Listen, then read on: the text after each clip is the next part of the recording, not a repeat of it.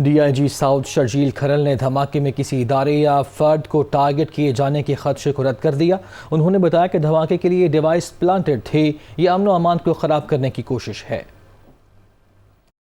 Apparently ये device planted थी और 11:20 पे इट वेंट ऑफ। तो उसमें मैं अब तक ये नहीं समझता कि कोई भी इदारा या कोई भी पर्टिकुलर व्हीकल वो टारगेट था।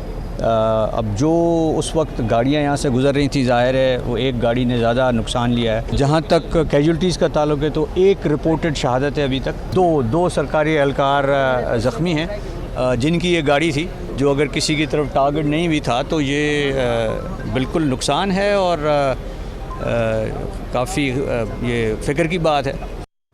वज़ीर इत्तलात सिंध शर्जील मेमन का कहना है कि किसी गाड़ी को टारगेट नहीं किया गया। धमाका टाइम डिवाइस के ज़रिए से किया गया, वक्त भी मुकर्रर किया हुआ था। इस वक्त जो भी गुजर रहा था वो निशाना बना। जनरलाइज थ्रेट्स आते रहते हैं, मखसूस इलाके से मुताल्लिक कोई थ्रेट मौसूल नहीं हुआ था।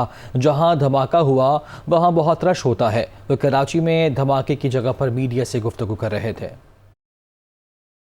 ये जो वाक़या समझ में आ रहा है और अभी तक जो उनको ब्रीफिंग IG साहब को भी मिली है और एडिशनल IG साहब भी मौजूद हैं, वो ये नहीं कि किसी गाड़ी को कोई हिट किया गया या किसी को टारगेट किया गया है। ये तो क्लियर चीज़ है। ये रूटीन में अब एक प्लांटेड चीज़ थी, उसका टाइम भी शायद कोई फिक्स था और उसने उस टाइम पर ब्लास्ट होना था।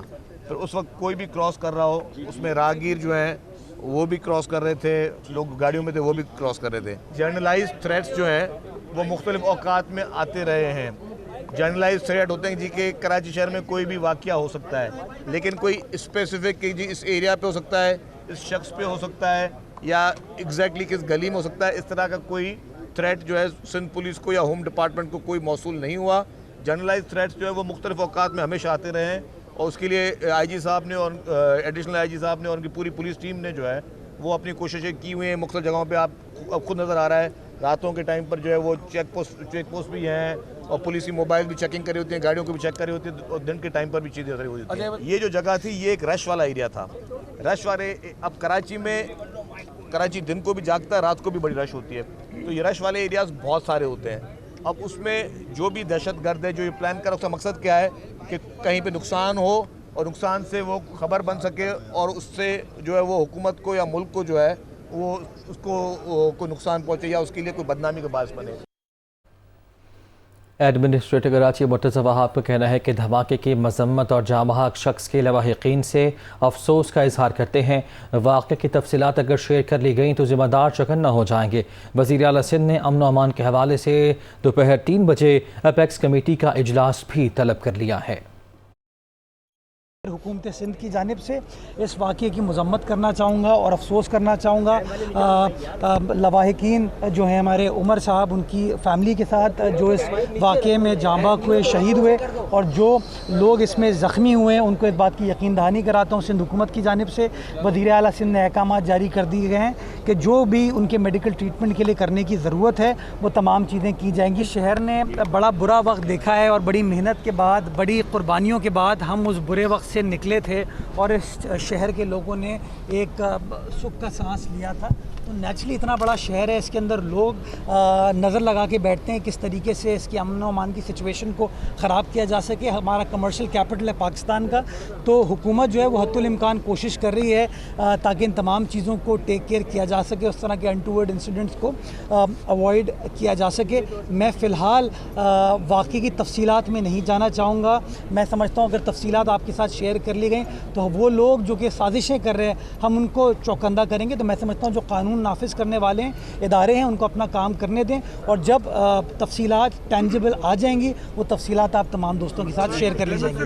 दोपहर को 3 बजे एपेक्स कमेटी का इजलास वज़ीर आला सिंध ने मुनक्किद किया हुआ है, जिसके अंदर ना सिर्फ हुकूमत सिंध के जो आला अहदेदार हैं वो मौजूद होंगे बल्कि हमारी सारी ब्यूरोक्रेसी, हमारी पुलिस, रेंजर्स, इंटेलिजेंस के इदारे मौजूद होंगे। लंदन में गुफ्तगू करते हुए वफाकी वज़ीर मनसूबाबंदी एहसन इकबाल ने कहा है कि माशी सूरत हाल के बायस संगीन दबाव का सामना है। इमरान खान इदारों के खिलाफ मुनज़्ज़म मुहिम चला रहे हैं। मखलूत हुकूमत मुल्क को बहरानी सूरत हाल से निकालेगी। वज़ीर दाखिला राना सनाउल्लाह ने कहा कि PTI चेयरमैन ने 3.5 साल में जो गन फैलाया उसे साफ करेंगे। मुल्क में अफरा तफरी और अनारकी फैलाने की इजाज़त नहीं दी जा सकती। जो आज पाकिस्तान के हालात हैं, जो मुआशी सूरत हाल है, जो मुल्क की दाखिली सूरत हाल है, जो मुल्क के अंदर आइन शिकनी गुज़श्ता हुकूमत के नतीजे में और साबिक़ वज़ीर आज़म इमरान नियाज़ी साहब की सरबराही में हुई है, और इसी तरह जो मुल्क को खारजी मैदान में चैलेंजेस दरपेश हैं, इसी तरह जो मुल्क के अंदर पोलराइजेशन इमरान नियाज़ी साहब कर रहे हैं, पाकिस्तान के इदारों के बारे में, बिलखसूस पाकिस्तान की फ़ौज, पाकिस्तान की अदलिया के हवाले से जो एक मुनज़्ज़म मुहिम वो चलाकर मुल्क के अंदर इनारकी फैला रहे हैं और पाकिस्तान में खाना जंगी की सूरत हाल पैदा करना चाहते हैं। जो हमारी मुशावरत हुई है, हम इसकी रोशनी में कोलिशन पार्टनर्स जो हैं उनको भी एतमाद में लेंगे और ये मखलूत हुकूमत इंशाअल्लाह ताला मिलकर पाकिस्तान को मौजूदा बहरानी सूरत हाल से निकालने के लिए अपना किरदार अदा करेगी। केसेस नहीं, गंद सामने लाया जाएगा। केसेस तो बहुत छोटी चीज़ है, जो ये करके गए हैं 3.5 साल पौने 4 साल जो है वो कौम के साथ, वो सारी चीज़ें जो है वो बिल्कुल उनको आवाम के सामने इसने जो जिस तरह से मुल्क का बेड़ा गर्क किया है, इकॉनमी का बेड़ा गर्क किया है और हमारी सियासी रवायात का जो है इसने बैठाया है, जिस तरह से ये आदमी वाहियाती का, बदतमीज़ी का कल्चर जो है वो इंट्रोड्यूस कर रहा है, ये पूरी कौम को जो है वो तकसीम कर रहा है, ये कौम के नौजवानों को जो है वो उनको गुमराह कर रहा है। तो ये सारी चीज़ें जो हैं इसके ऊपर बात हुई है कि किस तरह से इन चीज़ों को जो है वो रोका जा सकता है। पाकिस्तान मुस्लिम लीग का ये बड़ा वाज़ेह स्टांस रहा है कि इलेक्शन जो है वो अर्ली होने चाहिए या इस हुकूमत को गिरा के इलेक्शन होने चाहिए, लेकिन ये फैसला मुस्लिम लीग नून के पास है नहीं। ये फैसला जो है वो उस फोरम के पास है जिसमें तमाम सरबराह हैं, हम उसके पाबंद हैं। ISPR ने कोर कमांडर पेशावर के हवाले से सीनियर सियासतदानों के बयान को इंतहाई नामुनासिब करार दे दिया। पाक फ़ौज के शोबा तल्लुकात आमा की जानिब से जारी इनामे के मुताबिक कोर कमांडर पेशावर के हवाले से अहम सीनियर सियासतदानों के हालिया बयानात इंतहाई नामुनासिब हैं। ऐसे बयानात सिपाह और क़यादत के मोराल और वक़ार पर मनफी तौर पर असरअंदाज होते हैं। सीनियर कौमी सियासी क़यादत से ये तवक्को की जाती है कि वो इदारे के ख़िलाफ़ ऐसे मतनाज़ा बयानात देने से इज्तनाब करें। ISPR का कहना है कि पेशावर कोर पाकिस्तान आर्मी की एक मुमताज़ फॉर्मेशन है जो 2 दहाइयों से दहशत गर्दी के ख़िलाफ़ कौमी जंग में हरावल दस्ते का किरदार अदा कर रही है। इस अहम कोर की क़यादत हमेशा बेहतरीन प्रोफेशनल हाथों में सौंपी गई है।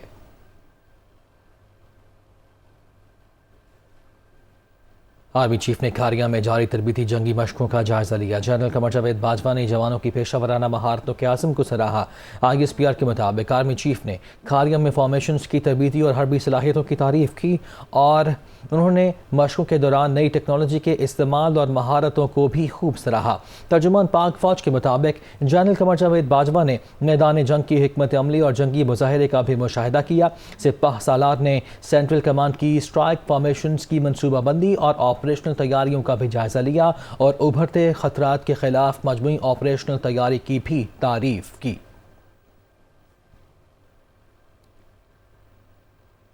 साबिक वज़ीर आज़म इमरान खान ने कहा है कि 3 स्टूडेंट्स ने बाइडन इंतज़ामिया के साथ मिलकर साजिश की। जो लोग साजिश को रोक सकते थे उनको आगाह किया, लेकिन अफसोस कुछ न कर सके। मुल्क तबाही की तरफ जा रहा है। हकीकी आज़ादी का वक्त आ गया। बहुत बड़ा फैसला होने जा रहा है। जेल जाने को तैयार हूँ, जान की भी परवाह नहीं। खौफ की जंजीरें तोड़कर निकलना होगा।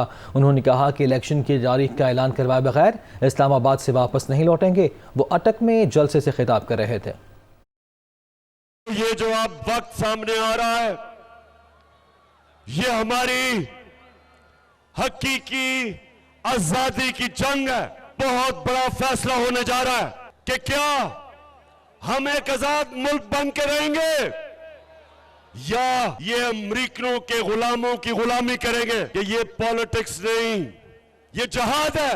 जब तक अल्लाह ने मुझे जिंदा रखा, मैं कभी इन चोरों को, डाकुओं को, गुलामों को कभी कबूल नहीं करूंगा। यहां जो इस मुल्क में करप्ट तरीन टोला, जिनको मैं 3 स्टूजेस कहता था, और मुल्क की सबसे बड़ी बीमारी जरदारी, एक तो वो था, और 2 भाई जो 30 साल से इस मुल्क को लूट रहे हैं। एक बाहर बैठा हुआ, वो बाहर बैठ के पाकिस्तानी फौज को बुरा भला कहता है, और छोटा भाई जो भी बूट देखता है पॉलिश करने शुरू कर देता है। तीसरा, जो 30 साल से इस्लाम को बेचता है। थ्री स्टीजर्स ने मिलके, अमेरिकनों ने इनके साथ मिलके, और अमेरिकनों नहीं है जो बाइडेन एडमिनिस्ट्रेशन है, यहां भी इनके हैंडलर बैठे हुए थे, इन सब ने मिलके प्लान किया और गवर्नमेंट गिरा दी। जब ये मुझे साजिश का पता चला, जो लोग साजिश रोक सकते थे, मैंने उनको ये बताया कि हमने बड़ी मुश्किल से मुल्क की मईशत को संभाला है, लेकिन मुझे अफसोस से कहना पड़ता है कि हम कुछ नहीं कर सके। आज क्या हुआ है? हमारी मईशत नीचे जा रही है। कौन जिम्मेदार है इसका कि वो लोग जिन्होंने मुल्क को लूटा था, आज वो ऊपर बैठ के सबसे पहली चीज कर रहे हैं, अपने केस खत्म कर रहे हैं। जब मैं आपको कॉल दूंगा 20 तारीख के बाद, आपने सब ने निकलना है कि ये जो आप आजादी की, हमारी हकीकी आजादी की जो हमारी तहरीक है, अपने खौफ खत्म कर दे। मैं जेल जाने के लिए तैयार हूं, लेकिन मेरी कौम निकलेगी। जब मैं आपको कॉल दूंगा, हम कभी इस्लामाबाद में जब तक ये इलेक्शन नहीं अनाउंस करेंगे, ये हमारी तहरीक जारी रहेगी। साबिक वज़ीर दाखिला शेख रशीद ने कहा है कि इमरान खान ने मुल्क बचाने की कॉल दी, तस्वीरों और रैलियों का वक्त गुजर चुका, अब ज़िंदगी और मौत का सवाल है। अमरीकियों ने समझा था बूट पॉलिश करने वाले हालात संभाल लेंगे। 2 रोज़ से लंदन बैठने वालों को अब आटा, चीनी और लीमू का रेट याद नहीं। बोटक में जलसे से खिताब कर रहे थे। इमरान खान ने मुल्क को बचाने की कॉल दी है। तकरीरों का वक्त चला गया, तस्वीरों का वक्त चला गया, रैलियों का वक्त चला गया। पाकिस्तान की जिंदगी और मौत का सवाल है। आसफ जरदारी कहता बाइडेन तो मेरा दोस्त है, मुझे उसने बताया ही नहीं कि मरासला भेज दिया है। और आज बिलावल मेरा दिल का जानी, आज वो कहता है धमकी दी गई कि मार्शल्लाह लगा देंगे। अमेरिकनों ने समझा था ये शू पॉलिश करने वाला हालात को संभाल लेगा। ये चेरी ब्लॉसम का बाप भी पाकिस्तान को नहीं संभाल सकता। 2 दिन से लंदन में बैठे क्या कर रहे हो? गंदम का भाव तुम्हें अब नहीं याद, अब नींबू और टमाटर नहीं याद, अब हरी मिर्च और हल्दी नहीं याद, अब चीनी और आटा नहीं याद। वज़ीर ख़ारिजा बिलावल भुट्टो ज़रदारी ने कहा है कि तहरीक एतमाद से पहले साबिक वज़ीर के ज़रिए फ़ौरी इंतख़ाबात या मार्शल लॉ की धमकी दी गई। उन्होंने गुज़श्ता हुकूमत की गैर आइनी कामों में मुलव्वस अफराद की निशानदही के लिए पार्लिमानी कमीशन बनाने का मुतालबा करते हुए कहा कि गैर जमहूरी और गैर आइनी किरदारों को सामने लाना चाहिए। पहले इस्लाहात होंगी, फिर इंतख़ाबात की तरफ जाएंगे। साबिक वज़ीर आज़म पाकिस्तान, डेप्यूटी स्पीकर, सदर Pakistan, on the night of April 3rd, on the night of April 9th and April 10th, और April 10th से लेके आज तक जो आइन शिकनी कर चुके हैं, हमें इन हमले को सीरियसली लेते हुए एक कमीशन बनाना चाहिए, इन्वेस्टिगेट करना चाहिए कि कौन कौन इन गैर आइनी, गैर जमहूरी कामों में मुलव्वस थे। पहले इस्लाहात, फिर इंतखाबात। सबसे पहले फौरन जल्दी हमने जो वो सारे गैर जमहूरी इलेक्टोरल बिल्स, ऑर्डिनेंसेस एक्सेट्रा जो पिछले हुकूमत ने पास किए, जो हमारा इलेक्शन कमीशन का पर काटने की कोशिश कर रहे थे, जो RTS 2, RTS प्लस का EVMs के फॉर्म में मुसल्लत करने की कोशिश कर रहे थे, उनको हमें फौरी रिपील करना पड़ेगा। सारे सियासी जमातें अगले इलेक्शन से पहले अग्री नहीं होते हैं, तो फिर मैं इस हाउस के सामने क्लियर करना चाहूंगा कि हमारा अगला इलेक्शन खूनी इलेक्शन। इस्लाहात करना पड़ेगा ताकि हम इंश्योर कर सके कि जो 2018 में इस मुल्क के साथ खेल खेला गया, वो कभी भी फिर इस मुल्क के साथ ऐसा खेल ना खेला जाए। शाह महमूद कुरैशी ने कहा है कि बिलावल भुट्टो ज़रदारी धमकी देने वाले वज़ीर का नाम बताएं, कौम को गुमराह न करें।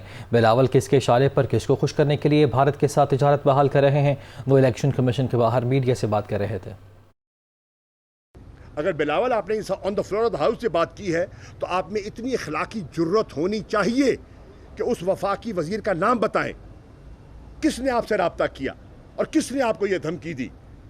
कौम को गुमराह मत कीजिए, कौम को गुमराह मत कीजिए। लोग जानते हैं कि आज आप और आपके बाबा मुल्क को इस हैजान की कैफियत में मुब्तला करने वालों में से हैं।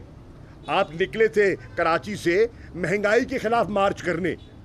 इस एक माह में जिस हुकूमत का आप हिस्सा हैं, पीपल्स पार्टी जिस हुकूमत का हिस्सा है, क्या महंगाई बढ़ी है या कम हुई है? मौलाना फजलुर रहमान ने कहा है कि इदारे जब तक इनका सहारा बने तो सब ठीक, ना बने तो तनकीद। तब्दीली के नाम पर पिछला इलेक्शन लड़ने वाले अब आज़ादी के नारे लगा रहे हैं। कौम नकालों से होशियार रहे, इलेक्शन से पहले इंतखाबी इस्लाहात होंगी। नवाज शरीफ की वापसी का फैसला भेजने वाले करेंगे। वह कराची में प्रेस क्लब में इज़हार ख्याल कर रहे थे। 70 साल का जो सफ़र था उसे किस तरीके से इन 3-3.5 सालों में गिरा दिया और हम फिर इब्तिदाई पाकिस्तान के आगाज़ पे जाके खड़े हो। एक तरफ नाकामी, नाअहली, नालायकी, ये सब जमा हो गई और तब जाकर जाहिर है कि फिर अवाम ने साथ दिया। हमारा मुतालबा क्या था इदारों से, क्या फरीक मत बने। आज उनको मीर जाफर के लफ्ज़ से पुकारा जाता है कि जब तक उनका सहारा बने, वो मुल्क की किश्ती को गर्क करे, तब भी सहारा बने, और जब सहारा बनते हैं तो फिर ठीक, फिर हमारी शिकायत भी ना जाए। मैंने कहा इसे कहते हैं तब्दीली। इलेक्शन पिछले लड़ा तब्दीली के नारे से और नए इलेक्शन की तरफ जाना चाहता है आज़ादी के नारे से। तो आज़ादी के नारे में तो वो हमारी नक्काली कर रहा है, फिर नक्कालों से होशियार रहना चाहिए। पाकिस्तान के अंदर गुलामी की अलामत है। ये चाहते हैं कि कोई इदारा जो पहला हल्फ यही उठाते हैं कि हम सियासत में हिस्सा नहीं लेंगे, तो उसी पे कायम रहना चाहिए और उसी से इदारों का वक़ार और एहतराम बनता है। जहाँ तक है मियाँ नवाज शरीफ साहब की बात, तो फैसला तो उन्होंने करना है या उन लोगों ने करना है जिन्होंने जिस ग्राउंड के ऊपर उनको जाने की इजाज़त दी है। चौधरी परवेज़ इलाही ने कहा है कि आर्मी चीफ पर तनकीद का मतलब फ़ौज को निशाना बनाना होता है। फ़ौज और आर्मी चीफ के खिलाफ प्रोपेगेंडा करने वाले अनासर मुल्क के दिफा को गैर मुस्तहकम करना चाहते हैं। नून लीग इमरान खान के बयानात को तोड़ मरोड़ कर पेश कर रही है। ये लोगों ने अजीब एक मंतक बना ली है कि कमर जवेद बाजवा साहब के ख़िलाफ़ बात करते हैं। उनको ये समझ होनी चाहिए कि उनके ख़िलाफ़ बात करना जो है ये एक सिपाही से लेके ऑफिसर से लेके तो पूरी फ़ौज के ख़िलाफ़ आप बात कर रहे होते हैं, और उसको निशाना बनाना मतलब होता है कि आप फ़ौज को निशाना बना रहे हैं डायरेक्टली। और फ़ौज को जब निशाना आप बना रहे होते हैं तो आपको ये समझना चाहिए कि फ़ौज और आर्मी चीफ के ख़िलाफ़ जो प्रोपेगेंडा होता है वो ऐसे अनासर करते हैं जो मुल्क दुश्मन हो और मुल्की दफा को कमज़ोर करना चाहते हों। नून लीग जो है इमरान खान के बयानात को तोड़ मोड़ कर आर्मी चीफ के ख़िलाफ़ इस्तेमाल मत करें। चौधरी शुजात हुसैन से बरतानवी high commissioner doctor Christian Turner ने मुलाकात की। काफ़िले की सदर से होने वाली मुलाकात में बाहमी दिलचस्पी के उमूर पर तबादला ख्याल हुआ। बरतानवी हाई कमिश्नर ने चौधरी शुजात हुसैन की खैरियत भी दरियाफ्त की और मुकम्मल सेहतियाबी के लिए नेक ख्वाहिशात का इज़हार किया। लाहौर में होने वाली मुलाकात में वफाकी वज़ीर चौधरी सालिक हुसैन, चौधरी शाफी हुसैन भी मौजूद थे।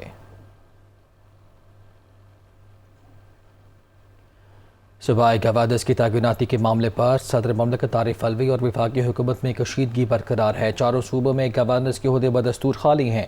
वज़ीर आज़म के एडवाइस के बावजूद सदर ने नसरीन जलील को गवर्नर सिंध तैनात करने की अभी तक मंजूरी नहीं दी। एडवाइस के बावजूद वली खान काकड़ को गवर्नर बलूचिस्तान नहीं लगाया गया। बलीगुर रहमान को गवर्नर पंजाब तैनात करने का नोटिफिकेशन भी जारी नहीं हो सका। पंजाब के अलावा 3 सूबों में सूबाई असम्बलीज़ के स्पीकर्स का मकाम गवर्नर्स के फ़राइज़ सर अंजाम दे रहे हैं।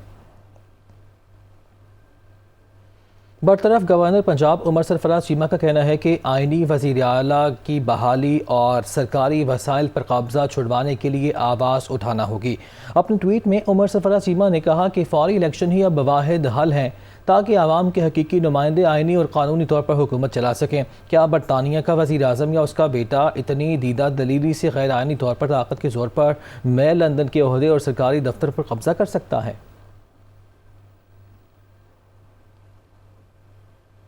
साबिक वज़ीर ख़जाना शौकत तरीन ने कहा है कि हुकूमत 4 हफ्तों में सिर्फ बातें कर रही है, मईशत दुरुस्त करने के लिए कोई एक्शन नहीं लिया गया।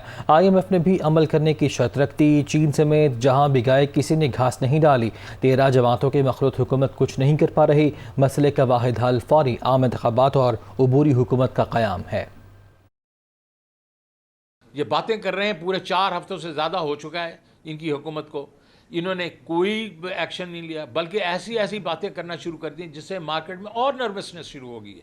तो हुआ क्या है, फॉरेन एक्सचेंज रेट जो कि 177.5 था मार्च की 4 तारीख को और 184 था अप्रैल की 8 को जब बिल्कुल हुकूमत चेंज हुई है, आज वो 192 पे आ गया। इंटरेस्ट रेट्स जो हैं 11% थे मार्च में, पहली मार्च को, अब वो 15% तक चले जाए। इनके साथ क्या हुआ है, ये IMF गए हैं, उन्होंने भी कहा है कि जनाब एक्शन करके दिखाओगे तो हम तुम्हारे से बात करेंगे।